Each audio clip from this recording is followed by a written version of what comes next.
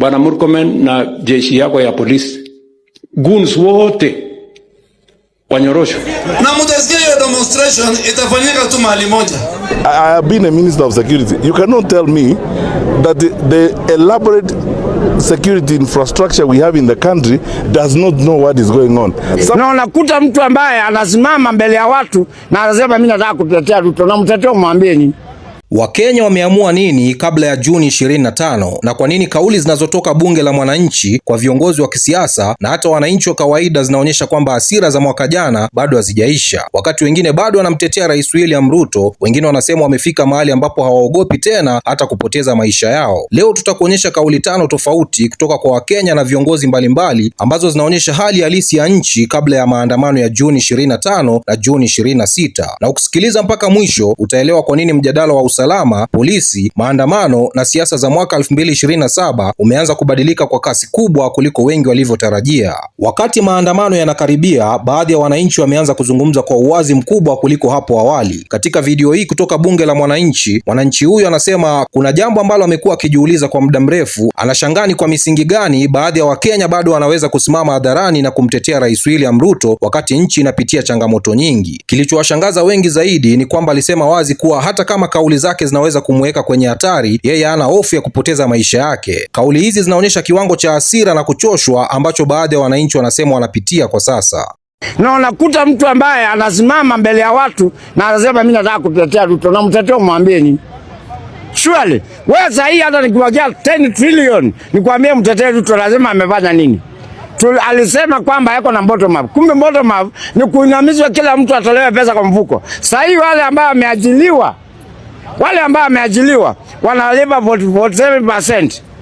Kama wewe unalipangwa 100 unapewa 53. Sinja 47 yote na government. Kama hujui manake percentage. Huyu ni mtu ambaye unaweza simama mbele ya watu uzeme mambo yake. Jana lija siku nyingine, jana alikuwa ambaye watu kwenda Kiserian. Uliza wale ambao walienda, kama wako analipwa 1000 waingie ngali, ukiingia ngali ulipwa 1000 ndio bado Kiserian na urudishwe. Kwa sababu Kiserian hakuna mtu atamsikiliza. Hiyo ni kuonyesha kwamba ni mtu ambaye watu hamtaki. Na kama wamekataliwa na dunia, na dunia, hata Bwana Mungu wa majeshi hazikubaliana mambo zako.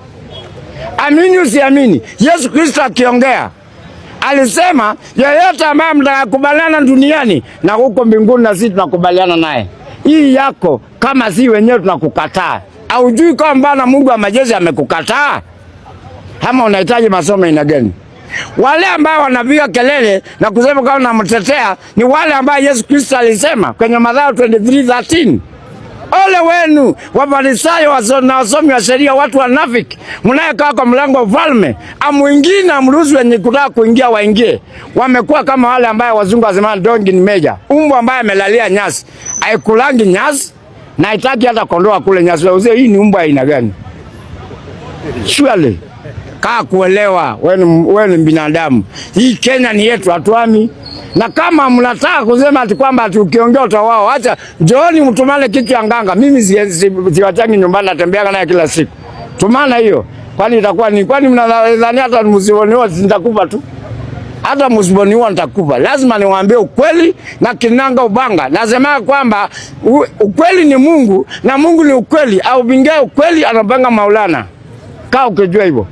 Na si yeye peke yake. Katika eneo la Githurai, mwanamke huyo alitoa kauli iliyosambaa sana mitandaoni akizungumzia mjadala unaoendelea kuhusu vitambulisho na uraia. Alisema kwamba hata kama viongozi watajaribu kufanya maamuzi yanayopingwa na wananchi, Wakenya wanafahamiana wenyewe kwa wenyewe. Kauli yake ya tunajuana hata kwa kunusana imezua mjadala mkubwa mitandaoni, huku wengine wakiunga mkono na wengine wakipinga. Hii inaonyesha jinsi suala la utambulisho na utaifa linavyoendelea kugusa hisia za wananchi wengi. ID zetu Kasongo. ID zetu aliamua pe kila mtu. And at the moment we are heading to 2027. Kasongo, usisahau sisi ni Wakenya na tunajuana kwa sura, hata kwa kunukia hivi najua huyo ni Mkenya. Sihitaji kuambiwa sihitaji kwenda kwa document ili nijue Mkenya. Hata kwa meno tunajua. Hata kwa meno, hata kwa kukula kwenyewe naweza kuambia huyu ni Mkenya, huyu ni Muluya. Huyu ni Mkenya, huyu ni Mkikuyu. Kwa hivyo hao watu wenye unatuletea hapa cheap labor, wananyang'anya by the way, unajua hao watu wamelepe Kenya na jia zote, hawa foreigners wanapewa ID. After kupewa ID, hawa watu wanakaa kama 20 ndani ya nyumba moja. Si hivyo? Kwa hivyo wako na kitu inaitwa cheap labor. So mtu ako kwa mjengo analipisha 200. Kijana Mkenya analipisha 1000. So inaenda in competition.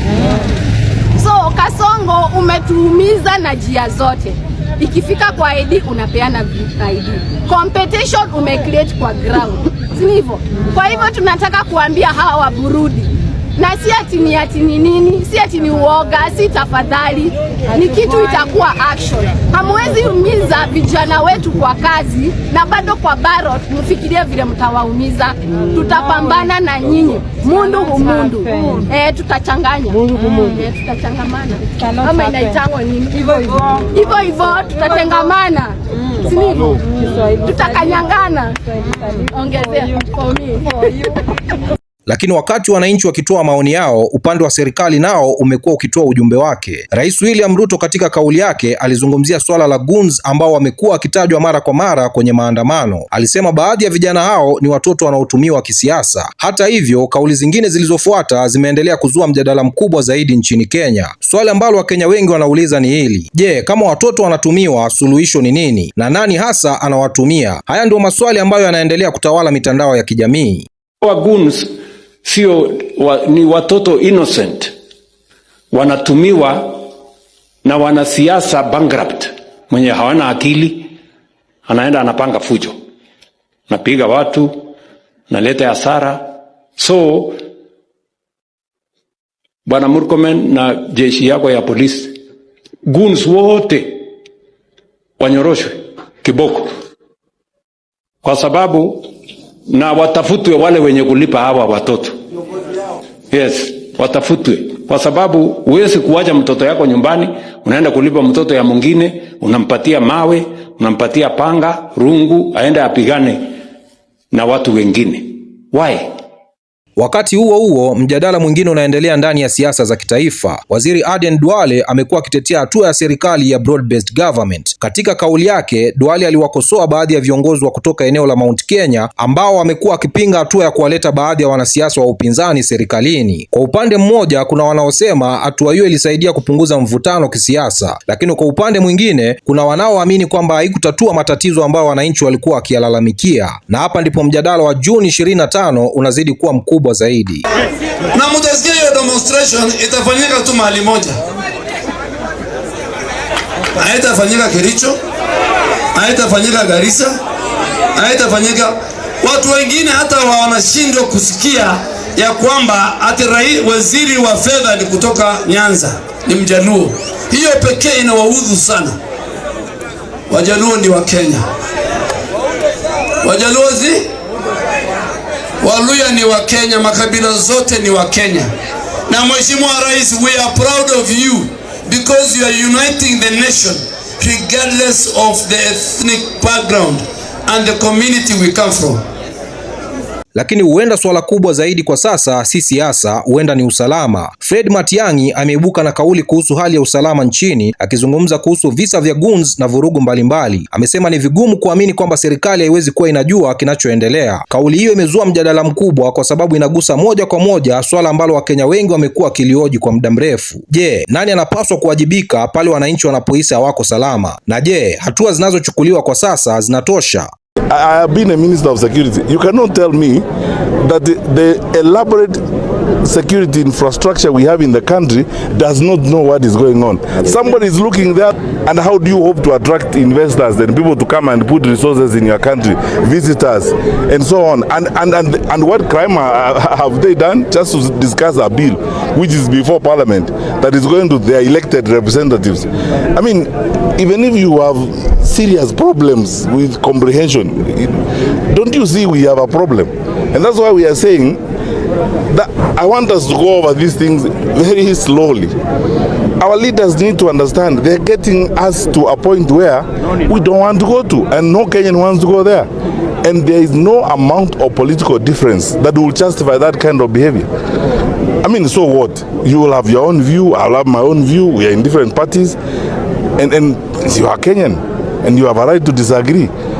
Kadri Juni 25 na Juni 26 zinavyokaribia, jambo moja linaonekana wazi ni kwamba Wakenya wana maoni tofauti kuhusu viongozi wao, kuhusu maandamano, kuhusu usalama na kuhusu mustakabali wa nchi kwa ujumla. Lakini swali kubwa linalobaki ni hili: je, maandamano yajayo yatakuwa siku ya kumbukumbu tu au yatakuwa mwanzo wa sura mpya katika siasa za Kenya kuelekea mwaka 2027? Niachie maoni yako kwenye comment section. Wewe unaonaje hali ya Kenya ikoaje kwa sasa, na unadhani Juni 25 itakumbukwa kwa sababu gani? Niachie maoni yako kwenye comment section. Bwana, mimi naitwa Rich Mizuka, sauti ya vijana wa Afrika Mashariki. Namba 1 ni mimi, namba 2 ni mimi, namba 3 ni mimi, 4 na 5 na waachia nyinyi hapo. Bwana, tukutane kwenye video ijayo. Kwa nafanya kitu mbaya, hakuwa na nini ama nini, mimi nataka haki ya mtoto wangu wa Vigizo Secondary. Mimi nataka haki. Mimi ni mtoto, ni mama ya single. Mimi na yeye watoto wangu 4. Mimi sasa nimetolewa kwa chamba ya wenyewe kibarua ya 350. Nitafutie watoto wangu. Mimi nataka haki. Mimi nataka, nimezunguka hospitali zote huko General ya wanaume, nikakuta mtoto wangu hayuko. Nikaambia nikuja mochari. Mochari huko kuna kulego matunda. Bado mimi nataka haki. Mimi nataka haki. Ndio haki ya mwana wako. Sylvester Muigai, mimi nataka haki ya mtoto wangu. Mimi nataka haki. Wanawata mtoto. Juzi walikuwa wanarusha tia gasi kuko kwetu ploti. Na kuna watoto hata wadogo wanatumia nguvu kuliko. Tunataka haki. Tunataka haki. Na mimi ndio mama Muigai, na ako hapa mochari ya Nanyuki. Mimi nataka haki ya mtoto wangu.